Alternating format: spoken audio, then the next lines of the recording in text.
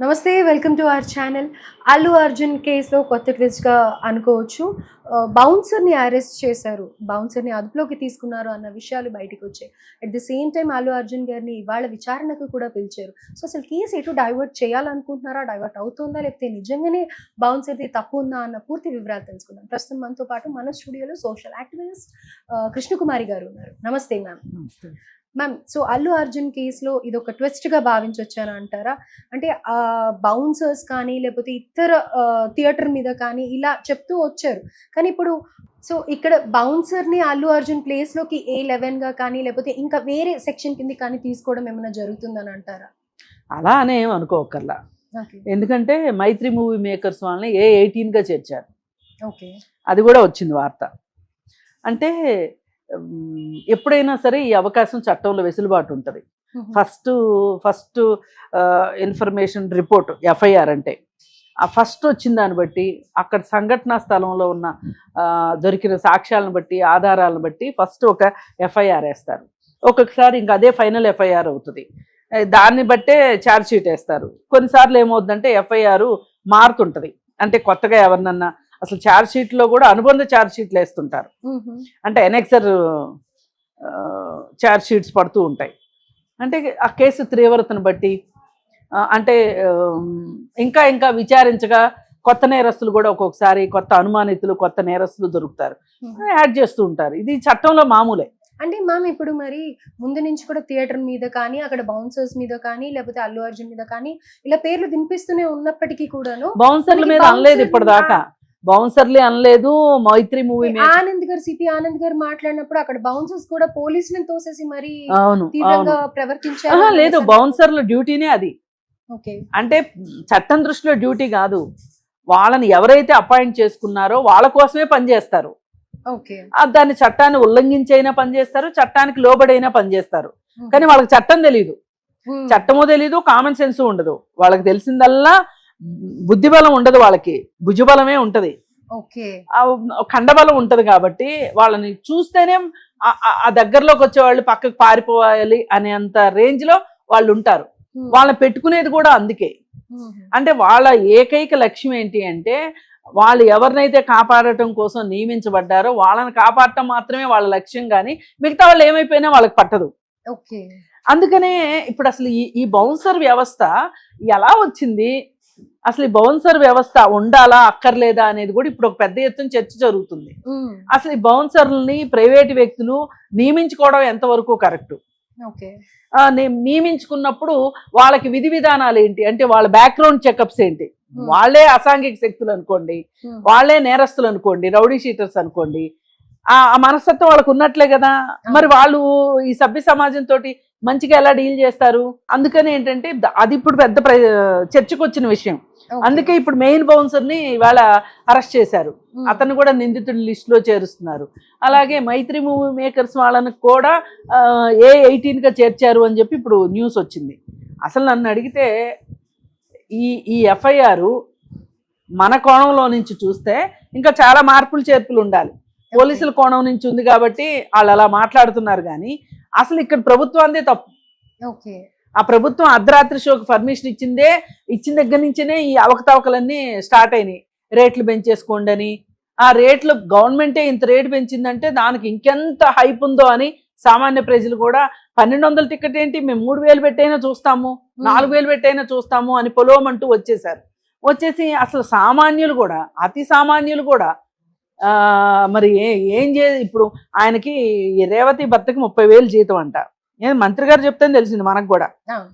3,000 పెట్టి 12,000 పెట్టి టికెట్లు కొని వాళ్ళు సినిమాకి వచ్చారు. పిల్లాడి కోసమే వచ్చింది ఆ తల్లి, ఇలా మాట్లాడుతున్నారు. అసలు ఇంత హైప్ క్రియేట్ చేసిన వీళ్ళని మైత్రి మూవీ మేకర్స్ వాళ్ళని అనాలి. ఇవన్నీ కూడా ఇప్పుడు ఇంత పెద్ద వ్యవహారం, ఇది ఇంత చింకి చాటంత అవటానికి ఏదో అంటారు చూడండి, ఐవారిని చేయబోతే కోతయింది అన్నట్లు ఇంత రాద్ధాంతం జరగటానికి కూడా ఇవన్నీ కారణాలు. అలాగే పోలీసులు కూడా ముందస్తు జాగ్రత్తలు చేపట్టకపోవటం, ముందస్తు బందోబస్తు గురించి ఆలోచన చేయకపోవటం, ప్లానింగ్ లేకపోవడం. అదేమంటే సింపుల్గా వాళ్ళు ఏమంటున్నారు, మేము అసలు బందోబస్తు ఇవ్వలేమని చెప్పి మేము వాళ్ళకి ఇచ్చేసాము, రాసి ఇచ్చేసాము అని చెప్తున్నారు. ఎంత బాధ్యతారహితంగా చెప్తున్నారంటే దాని గురించి ఎవరు మాట్లాడట్లేదు. పోలీసులు ఎవరేమంటే ఏమవుతుందో అన్నట్లు. ఓకే. వీళ్ళు బందోబస్తు కావాలని అడిగిన పేపర్కి వెనకమాలే మేము ఇవ్వలేము అని రాసి ఇచ్చారంట. మరి ఇది ఎంతవరకు ఫ్యాబ్రికేటెడో ఇప్పుడు వాళ్ళు ఏం చేయాలి? ఫస్ట్ ఈ పేపర్ ఇవ్వగానే చూసుకుని వాళ్ళ వైపు నుంచి వాళ్ళు ఇంకొక పేపర్ మీద రాసిస్తారు. అంతేగాని ఈ పేపర్ వెనకమాలే ఎందుకు రాసిస్తారు? పేపర్లో కొరత వచ్చినట్లు. అంటే ఇట్లా చాలా అనుమానాలు వస్తున్నాయి. సరే, ఇదంతా అయిపోయిన తర్వాత ఇక అల్లు అర్జున్ మీదకి ఏ విధంగా వచ్చింది మొత్తం చూసాం. అది అయిపోయిన తర్వాత ఇప్పుడు పూర్తి రాజకీయ ఈ బౌన్సర్ ని ఇప్పుడు తీసుకురావడానికి సీన్ లోకి అల్లు అర్జున్ ని డైవర్ట్ చేసేసి అల్లు అర్జున్ ని తప్పించడానికి ఇలా తెచ్చారా అనే ప్రశ్న ప్రేక్షకులు. అంటే మనం ఏం చెప్పలేమండి. రేపొద్దున ఛార్జ్ షీట్ వేసే వరకు కూడా రేపొద్దున హైకోర్టు ఏం చెప్తుందో. 4 వారాల మధ్యంతర బెయిల్ ఇచ్చింది. ఆ మధ్యంతర బెయిల్ మామూలు కండిషనల్ బెయిల్ కాకోకుండా రెగ్యులర్ బెయిల్ ఇస్తుందా లేకపోతే క్వాష్ చేస్తుందా అనే దాన్ని బట్టి ఆలోచించాలి.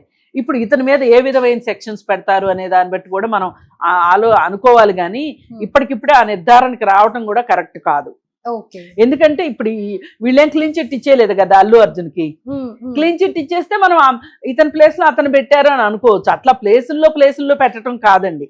ఇతని నేరం ఇతందే, వాళ్ళ నేరం వాళ్ళదే. అంతేకాని ఇదేం డైవర్షన్ కాదు అని అంటారు. అబ్బే, అట్లా మనం ఇప్పుడు మనం అనలేము, అనకూడదు కూడా. ఎందుకంటే మనం అలా అంటే మనము బాధ్యతారహితంగా మాట్లాడినట్లు అవుతుంది. ఇప్పుడు మనము రాజకీయ నాయకులైనా, మీడియా అయినా, లేకపోతే పాత్రికేయులైనా, ఎవరైనా సరే బాధ్యతాయుతంగా ఉండాలి. పోలీసులైనా సరే మనం ఒక స్టేట్మెంట్ ఇచ్చేటప్పుడు ఇప్పుడు ఆ రోజు చూడండి, పోలీసులు ఆ స్టేట్మెంట్ ఇచ్చినట్టు అందుకు గదు ఇంత మాట్లాడుకోవాల్సి వస్తుంది. అవాకులు చవాకులు అయిపోలా. అసలు మమ్మల్ని పర్మిషన్ కోసం ఎవరు అడగలేదు అని చెప్పి స్టేట్మెంట్ ఇచ్చారు. ఆ తర్వాత అడిగారు కానీ మేము ఇవ్వలేమని చెప్పాము అన్నారు. అడగలేదు అని చెప్పగానే థియేటర్ వాళ్ళు ఏం చేశారు? వాళ్ళు పెట్టిన లెటర్ చూపించారు. ఆ లెటర్ చూపించిన తర్వాత కొన్ని రోజులు పోయిన తర్వాత వెంటనే వాళ్ళు ఈ సమాధానం కూడా చెప్పలా. కొన్ని రోజులు పోయిన తర్వాత అవును మేము ఇవ్వలేమని కూడా మేము ఇచ్చేసాం కదా అని అప్పుడు మాట్లాడుతున్నారు. ఇది ఎట్లా సమంజసం చెప్పండి? ఇట్లా చేయడం కరెక్ట్ కాదు కదా. మరి మీరే అలా చేసినప్పుడు ఎవరికైనా ఏమనిపిస్తుంది చూసే వాళ్ళకి? ఇంత బాధ్యతారాహిత్యం పనికిరాదు. ఇది ఒక పబ్లిక్ అఫైర్. ఒక మనిషి కోల్పోయాడు. శాంతి భద్రతల బాధ్యత ఎవరిదండి? పోలీసులదే కదా. వాళ్ళే కదా చెయ్యాలి. మరి ఎందుకు చేయలేకపోయారు? మరి మీరు అల్లు అర్జున్ రావద్దు అని చెప్పి మేము చెప్పాము అనేమో పోలీసులు చెప్తున్నారు. మరి థియేటర్ వాళ్ళు అల్లు అర్జున్కి చెప్పారో లేదో తెలియదు అని కూడా వాళ్ళే అనేస్తున్నారు, పోలీసులే. అక్కడే ఒక రకంగా అల్లు అర్జున్కి ఒక ఉపశమనం దొరికినట్లు. వాళ్ళు చెప్పలేదు అనుకోండి థియేటర్ వాళ్ళు, అప్పుడు థియేటర్ వాళ్ళు నేరస్తులు అవుతారు. అసలు ఇప్పుడు పోలీసులు చెప్పకుండా చెప్పాము అన్నారు అనుకోండి, మరి సరైన ఆధారాలు చూపించకపోతే వాళ్ళు నేరస్తులు అవుతారు. ఇది ఏదైనా ఫైనల్ గా ఏం జరుగుతుంది అనేది ఛార్జ్ షీట్ వేసే వరకు మనం చెప్పలేము.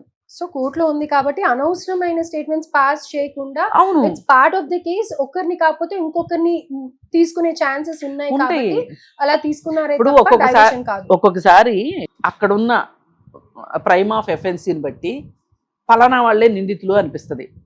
వాళ్ళ మీద అక్యూజ్డ్ స్టార్ట్ చేస్తారు. చేసిన తర్వాత ఇంకొంత ఆధారాలు సేకరించిన తర్వాత, ఇంకొంచెం విచారణ జరిగిన తర్వాత, ఇంకొంచెం ఇంట్రాగేషన్ జరిగిన తర్వాత అసలు వీళ్ళకేం సంబంధం లేదు, ఇంకెవరో ఉన్నారు అని చెప్పి వాళ్ళు వస్తారు సీన్లోకి.